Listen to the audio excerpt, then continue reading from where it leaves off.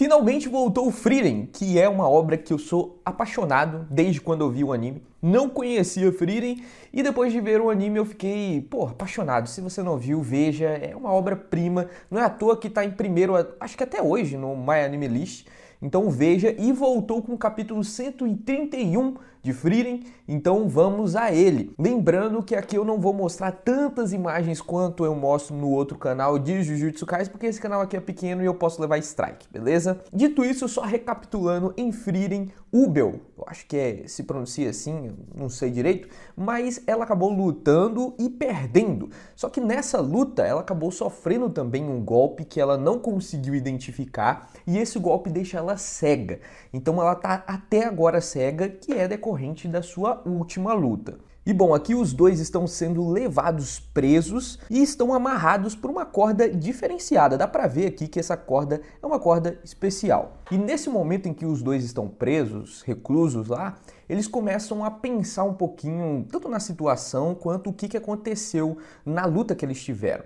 Principalmente a Ubel, que começa a pensar ali, entender como é que funciona essa magia que deixa ela cega. Primeira coisa que ela vê é que o seu estado mental, que tem uma barreira mental, ela não foi quebrada. Isso daí a gente viu principalmente lá naquela parte da Frieren, em que aparece uma maga que consegue invadir a memória, a mente dos outros, e percebe-se que a Frieren, especificamente, tem uma barreira muito forte, que é difícil invadir a mente dela. Então a Ubel tá reparando que ela, tendo ficado cega, ainda assim essa barreira da sua mente não foi quebrada. Então foi alguma outra coisa que acertou ela, foi algum outro feitiço aí. Ela chega à conclusão então que ela está sob um feitiço ancestral que restringe uma parte dos sentidos. E apesar dela pensar que a princípio pode ser muito complicado entender esse feitiço, na realidade ela chega à conclusão de que talvez não seja tão complicado assim entender como é que ele fez para deixar ela cega. Mas ela ainda não conseguiu solucionar o que esse cara fez com ela.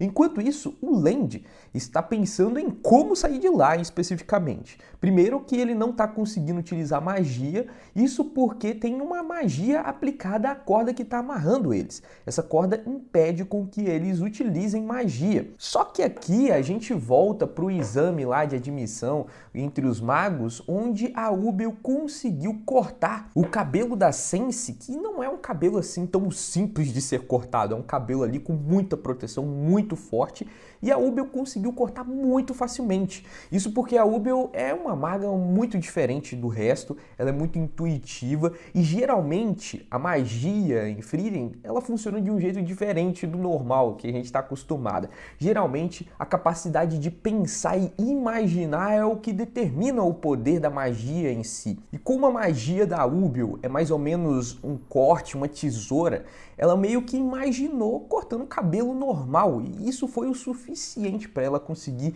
destruir todas essas barreiras, porque na cabeça dela uma tesoura naturalmente corta cabelo. É meio estranho imaginar essa forma, mas é mais ou menos isso que a Ubel fez. E aí o Land fica questionando se a Ubel consegue fazer isso agora. Mesmo tendo uma corda ali que restringe o poder dela, será que ela consegue cortar essa corda? E ele decide parar de pensar e perguntar logo para ela, e ela fica um pouco decepcionada por ele duvidar, e ela simplesmente corta como se fosse nada. A Ubel é realmente uma das magas mais talentosas que a gente já viu até agora. Enfim, enquanto isso a gente vê que os guardas lá, aqueles caras fortes pra caramba, estão voltando para ver os seus prisioneiros, e o Land e a Ubel estão tentando ver ali aonde eles estão, qual é a situação em que eles se encontram, como a Ubel não está conseguindo utilizar direito sua visão, sua magia e esse tipo de coisa, então ela não consegue identificar através da mana aonde ela está. E o Land, ele diz que está numa torre bem alta e embaixo de um precipício que está do lado do castelo tem a cidade. Então, se eles forem tentar escapar destruindo o local, é melhor escapar para o outro lado, porque senão os destroços vão cair lá na cidade e isso não é algo muito legal. O mais legal aqui é que a Ubel conseguiu meio que identificar mais ou menos o que estava acontecendo através da audição. Aí o Land fica até mesmo espantado ali que ela consegue ouvir a galera conversar tão lá embaixo assim. É uma característica aí que a gente não conhecia da Ubel. Enfim, depois que os guardas chegam, eles encontram tanto a Ubel quanto o Land amarrados. E eles começam ali a perguntar se eles vão contar tudo, uma espécie de interrogatório. O Land diz que ele vai contar tudo, ele diz que não pretende esconder nada, mas eles conseguem reparar muito rapidamente que esse é um clone. E cara, para alguém conseguir reparar que o Land está no clone e não na realidade ele de verdade, isso é necessário com que o cara seja muito bom.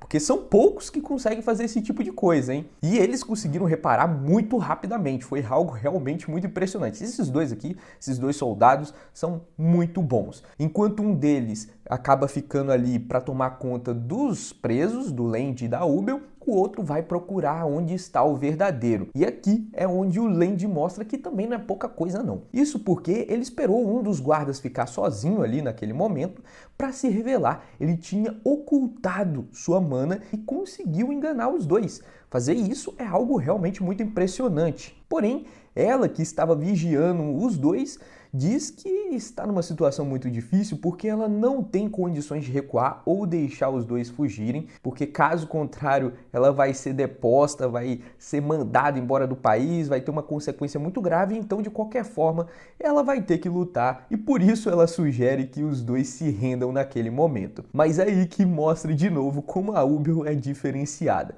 Ela decide utilizar seu corte destruindo toda aquela sua torre e fazendo com que os destroços caiam justamente em cima daquela cidade que eles ouviram e viram ali que estava perto do local.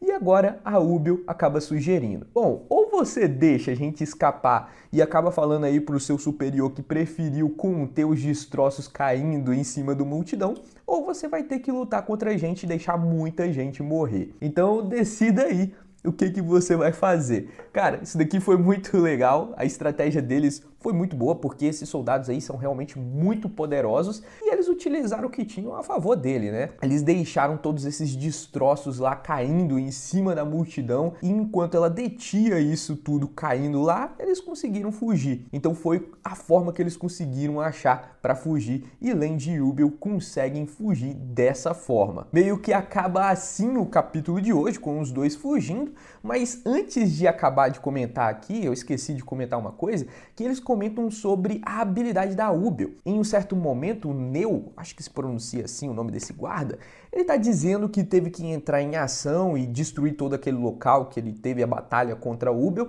porque ele ficou meio receoso de deixar a Ubel fazer alguma coisa, dar tempo para a Ubel, porque ela era muito talentosa, tinha uma sensibilidade muito grande, uma sensibilidade que se comparava à capitã deles, ao nível máximo lá entre os guardinhas lá que tinham o maior poder. Então a Ubel está sendo reconhecida aí e ela está demonstrando que realmente de fato ela é boa pra caramba, porque de todos esses magos aí que se transformaram em magos de primeira classe, ela é uma das que eu acho que tem maior talento. Mas enfim, foi isso que aconteceu no capítulo de hoje, espero que você tenha gostado e claro, se inscrito no canal. Vou ficando por aqui e a gente se vê no próximo vídeo.